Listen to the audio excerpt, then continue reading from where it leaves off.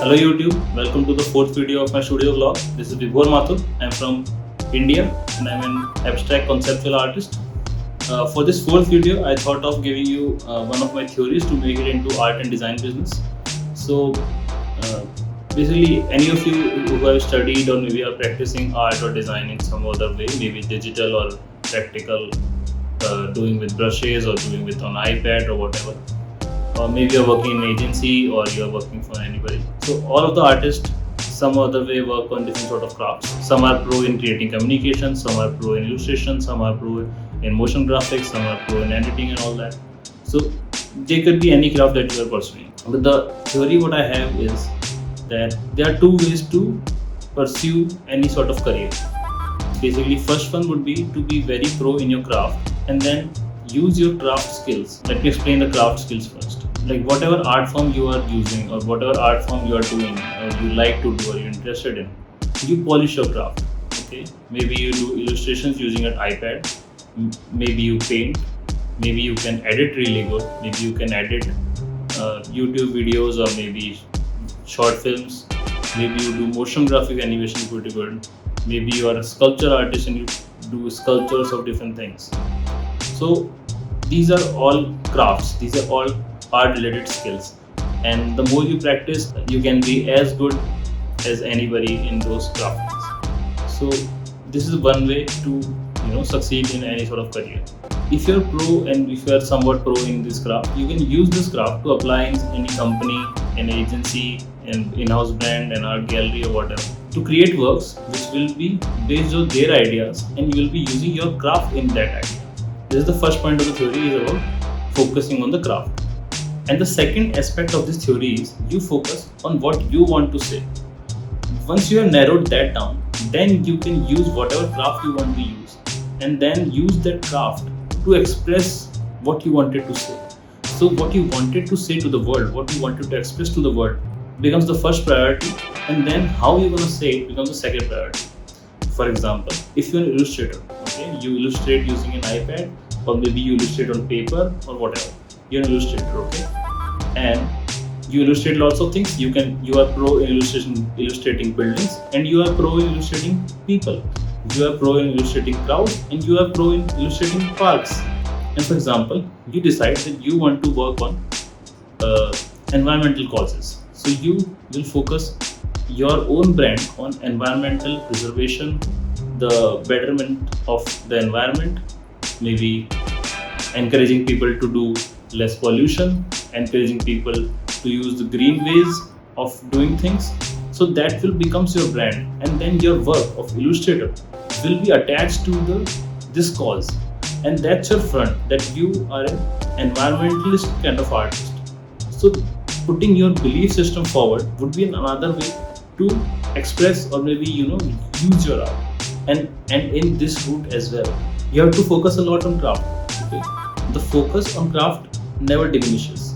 Okay, so you still have to work a lot on the anatomy of things, the perspective, color balance, type of illustration style. All those things are still a valid thing that you should focus on. But your main idea, your main brand, the main story you want to tell the world is that you are an environmentalist, and that's how your art is used. So both approaches are not directly comparable. If you're a good illustrator, you can get hired in any creative firm and then use your skill, your art skill, whatever skill is, to enhance their projects, whatever ideas that company gives you, that agency gives you. Or maybe if you're an idea thinker, you work for different brands and use your crafting for those brands. And the second approach, you put yourself first and then use your own craft to express something.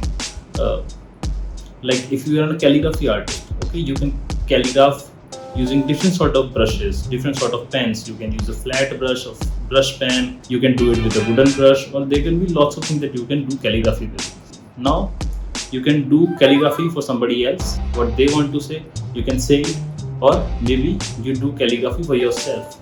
You find out within yourself what you want to say to the world, what do you wish to express, what do you wish to say out loud and shout out to the world, and that becomes the main story, and you use that calligraphy skill to enhance those stories.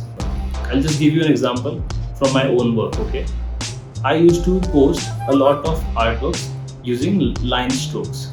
This was back in 2017 or 18.